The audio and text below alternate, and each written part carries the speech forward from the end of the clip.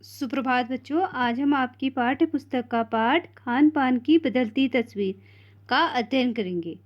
तो खान पान का अर्थ होता है खाने पीने से बदलती हुई तस्वीर, अर्थात जो तस्वीर बदल रही है आजकल के समय में। आजकल जो हमारे खाने पीने में बदलाव आया है उसके बारे में यह पाठ है। अब जैसे अक्सर आप लोग अपने बड़े लोगों से सुनते हैं, घर के परिवार के लोगों से सुनते हैं कि आजकल खाने पीने में बहुत सारा बदलाव आ गया है। तो ऐसा ही इस पाठ में बताया गया है। पिछले 10-15 वर्षों में हमारे खाने पीने की संस्कृति में एक बड़ा बदलाव आया है। इडली, डोसा, बड़ा सांभर, रसम अब केवल दक्षिण भारत तक सीमित नहीं है। ये उत्तर भारत के भी हर शहर में उपलब्ध है और अब तो उत्तर भारत की ढाबा संस्कृति पूरे देश में फैल चुकी है।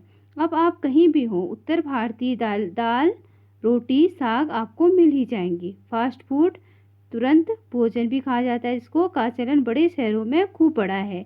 इस फास्ट फूड में बर्गर, नूडल जैसी कई चीज़ें शामिल हैं। एक ज़माने में कुछ ही लोगों तक सीमित चाइनीज नूडल्स अब संभवतः किसी के लिए अजनबी नहीं रहे हैं। अब पिछले 10-15 सालों में हम लोगों के खाने पीने में और संस्कृति में बहुत बड़ा क्या है, बदलाव आया है खाने पीने की संस्कृति में। क्योंकि जहाँ पे हम लोग सामान्य भोजन करते थे, आजकल हमारे सामने जो देसी और विदेशी सभी प्रकार के भोजन हमारे सामने आए हैं, हम लोग उनका प्रयोग करने लगे हैं। अब जो दक्षिण भारत का हम लोग इडली डोसा का उदाहरण ही ले लें, तो पहले जो इडली डोसा सांभर रस्म दक्षिण भारत में के लोग खाते थे, वो आजकल उत्तर भारत ही नहीं पूरे देश के लोग बड़े शौक से खाते हैं। इसके अलावा जो उत्तर भारत की ढाबा संस्कृति है वह भी पूरे देश में फैल चुकी है। अब ढाबा का अर्थ होता है सड़क के किनारे बना एक छोटा सा होटल, जहाँ पे जाके लोग अपने खाने और पीने की प्यास को, भूख को मिटा सकते हैं। जैसे अगर जी खान ढाबा संस्कृति का प्रचलन इसलिए बढ़ा है बच्चों, क्योंकि इसमें यहाँ पे जो दैनिक मजदूरी करने वाले लोग हैं वो लोग थोड़ी देर जाके आराम कर सकते हैं और खाना खा सकते हैं। इसके अलावा जिन लोगों के पास पैसे कम हैं या जो यात्री हैं, वो लोग यहाँ पे जाके खाना खा सकते हैं और थोड़ा विश्राम भी कर सकते हैं। अब इसके अलावा हम लोग यह देखते हैं कि जो फास्ट फूड है, आजकल लोग फास्ट फूड भी बड़े शौक से खाते हैं। अब इस फास्ट फूड में आप लोग देखते हैं कि जो बर्गर होता है, पिज़्ज़ा होता है, ये सब चीज़ें लोग बड़े शौक से खा रहे हैं। इसके अलावा कई सारे जो नूडल्स हैं, नूडल्स भी जो कम समय में बन जाते हैं, उनको हम फास्ट फूड कहते हैं।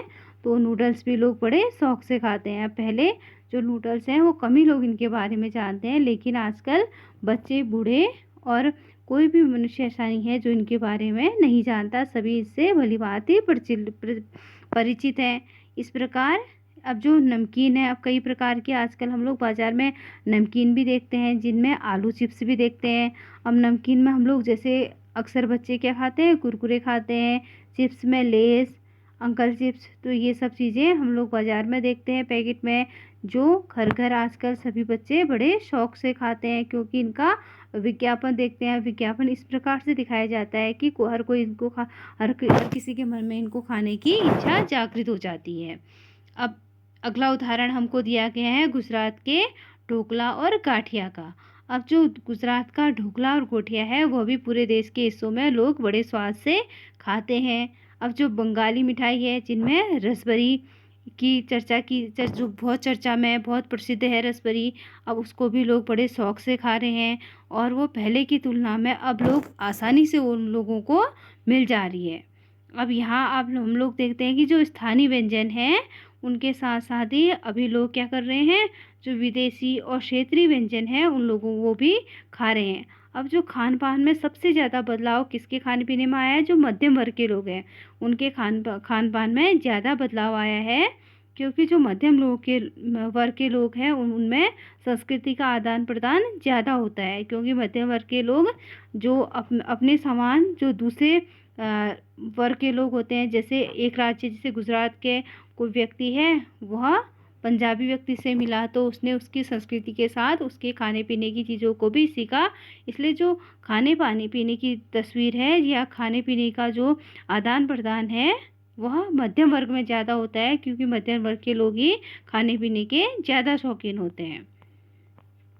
अब इसके अलावा हम लोग क्या कर रहे हैं, कुछ स्थानीय और क्षेत्रीय चीज़ों के अलावा विदेशी भोजनों को भी बड़े शौक से अपना रहे हैं, खा रहे हैं।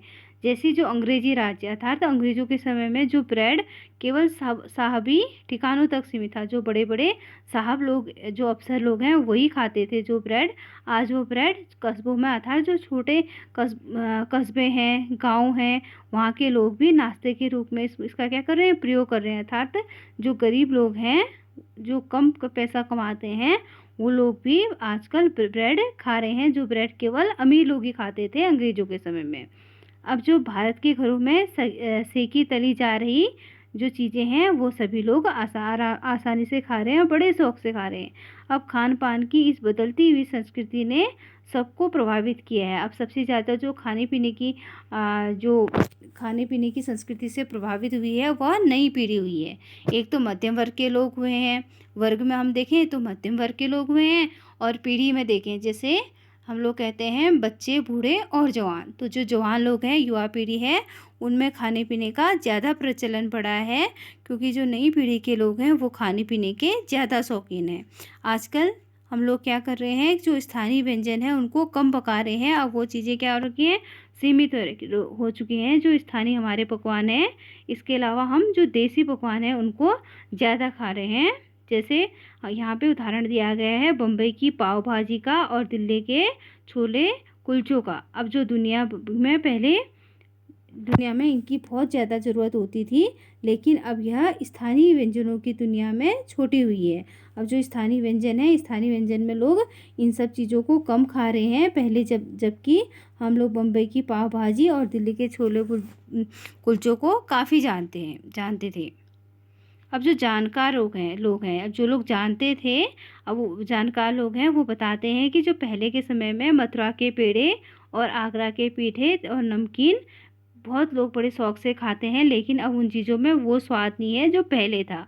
अब इन चीज़ों का कम होने का एक कारण क्या है, कि जो पहले जो ये चीज़ें जैसे बम्बई की पाव भाजी, दिल्ली के छोले कुलचे, आगरा के पेठे, मथुरा के पेड़े, ये जिस प्रकार से पहले बनाए जाते थे, वो अब उस प्रकार से नहीं बना रहे हैं, क्योंकि बनाए जा रहे हैं, इसलिए भी लोग इनको कम खा रहे हैं। और ये जानकार लोग हमको ये बताते हैं कि इनकी गुणवत्ता अब क्या हो गई है, कम हो गई है। और इसके अलावा अब जो मौसम में और ऋतुओं में अलग अलग प्रकार के फल मिलते थे और जिनसे अलग अलग प्रकार के पकवान और व्यंजन बनाए जाते थे, वो भी अब कम बन रहे हैं, क्योंकि अभी क्या हो गया, लोगों के खाने पीने के साथ लोगों के रहन सहन में भी बदलाव आ चुका है, और लोगों के जीवन क्या हो गया, व्यस्त हो चुका है। क्योंकि पहले के समय में महिलाएं घर में रहती थी, लेकिन आजकल महिलाएं क्या हो गई हैं, कामकाजी हो गई हैं। उनके पास इतना समय नहीं कि वह मौसमी फलों से तैयार होने वाले पकवान बना सकें। अब जैसे यहाँ पे उदाहरण दिया गया है खरबूजे के बीज को सुखाने का। अब पहले के समय पे क्या होता था, जो महिलाएं थी खरबूजे के बीजों को सुखाकर उनसे विशेष प्रकार के व्यंजन तैयार करती थी, लेकिन अब ये क्या हो गया, मुश्किल हो गया है, क्योंकि इतना समय नहीं है महिलाओं के पास। अब इसमें जो लेखक है हमें बता रहे हैं कि हम पाते हैं कि एक स्थानीय व्यंजन में क्या आई है, एक और तो स्थानीय व्यंजनों में कमी आई है, और दूसरी ओर लोग क्या कर रहे हैं, जो विदेशी व्यंजन है, विदेशी जो पकवान है, उनको पकाना सीख रहे हैं, और उनको पकाने में क्या लग रही है, लोगों को सुविधा लग रही है। क्योंकि जो जटिल प्रक्रिया जो हमारे देसी पकवान है, वो उनको पकाने में क्या होता है, थोड़ा कठिन लगते हैं लोगों को, उनकी प्रक्रिया, उनको पकाने की प्रक्रिया क्या है, थोड़ा कठिन है। और जो हमारी पत्रिकाएँ हैं, किताबें हैं, उनको पकाने की प्रक्रिया उसमें थोड़ा मुश्किल तरीके से लिखी गई है, इसलिए लोग क्या कर रहे हैं, स्थानीय पकवानों को कम पका रहे हैं और विदेशी पकवानों को ज़्यादा पकाते हैं। और इसके अलावा एक कारण क्या है, कि आजकल महंगाई भी काफ़ी बढ़ गई है, तो जो हमारे देसी पकवान हैं उनको पकाने के लिए बहुत सारे जो पकवान हैं उनको पकाने के लिए जो मेवे हैं, जैसे काजू, किशमिश, बादाम, केसर, इनकी ज़रूरत पड़ती है, वो आजकल के समय पे क्या हो गए, महंगे हो गए हैं। इसलिए भी लोग जो कम खर्चे में जो भोजन बने वह भोजन बनाना चाहते हैं, इसके अलावा जो कम समय पे बन सके, क्योंकि आजकल के लोग भागम भाग की दुनिया में जी रहे हैं, उनके पास इतना समय नहीं है कि ये सब चीज़ों को वो आसानी से पका सकें। तो आज के लिए इतना ही, धन्यवाद।